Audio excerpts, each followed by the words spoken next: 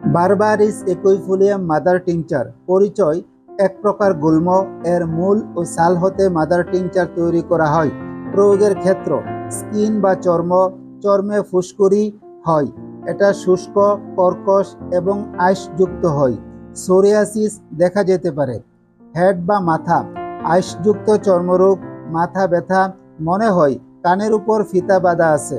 Face বা মুখ: ব্রণ এবং মেস্তা প্রকাশ পায়, কালো দাগ দেখা যায়।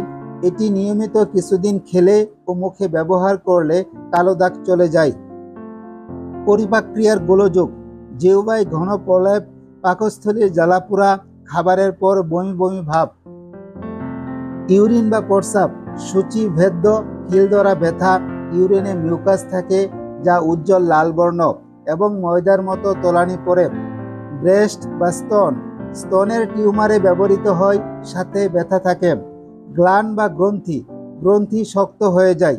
সেকেন্ডারি সিফিলিসে ব্যবহৃত হয়। খাবার নিয়ম: 5 ফোঁটা মাদার টিংচার হাফ কাপ পানির সাথে মিশিয়ে দিনে 3 বার। খাবার 30 মিনিট আগে বা 30 মিনিট পর।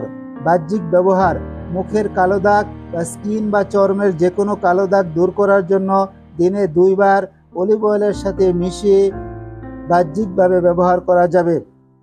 সবাই ভালো থাকবেন। আসসালামু আলাইকুম।